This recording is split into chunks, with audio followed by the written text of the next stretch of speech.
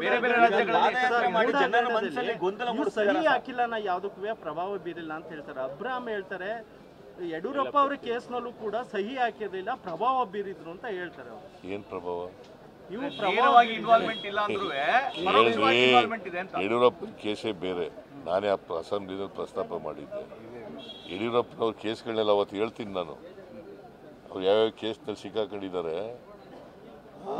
18-20 ಕೇಸ್ಗಳಲ್ಲಿ ಸಿಕ್ಕಾಕೊಂಡಿದ್ದಾರೆ. ಮೈಸೂರು ಸಮಾವೇಶದಲ್ಲಿ ಹೇಳ್ತೀನಿ ನಾನು ಯಡಿಯೂರಪ್ಪನ ಕೇಸ್ಗಳನ್ನೆಲ್ಲ.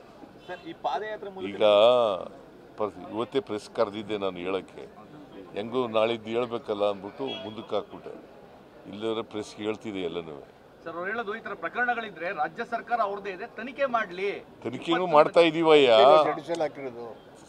ಈಗ ಯಡಿಯೂರಪ್ಪ ಅವರು ಪೋಕ್ಸೋ ಕೇಸ್ನಲ್ಲಿ ಸಿಕ್ಕಾಕೊಂಡಿದ್ದಾರೆ ಅಲ್ವಾ, ಚಾರ್ಜ್ ಶೀಟ್ ಹಾಕಿದ್ದಾರೆ.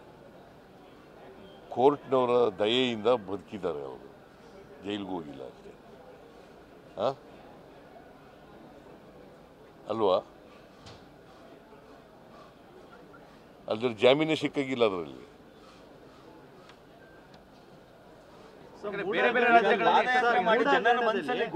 ಸಹಿ ಹಾಕಿಲ್ಲ ಯಾವುದಕ್ಕೂ ಪ್ರಭಾವ ಬೀರಿಲ್ಲ ಅಂತ ಹೇಳ್ತಾರೆ. ಅಬ್ರಾಮ್ ಹೇಳ್ತಾರೆ ಯಡಿಯೂರಪ್ಪ ಅವರ ಕೇಸ್ನಲ್ಲೂ ಕೂಡ ಸಹಿ ಹಾಕಿರಲಿಲ್ಲ, ಪ್ರಭಾವ ಬೀರಿದ್ರು ಅಂತ ಹೇಳ್ತಾರೆ. ಅವರು ಏನ್ ಪ್ರಭಾವ?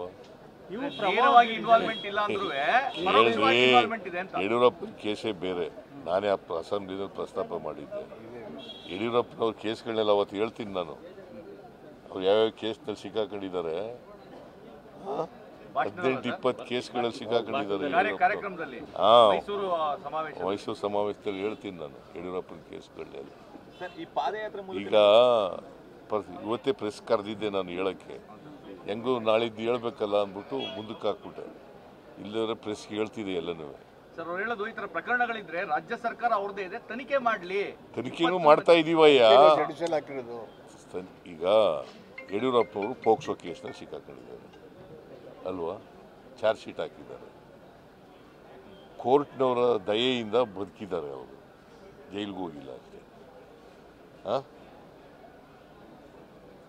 ಅಲ್ವಾ. ಅದ್ರ ಜಾಮೀನೇ ಸಿಕ್ಕಾಗಿಲ್ಲ ಅದರಲ್ಲಿ.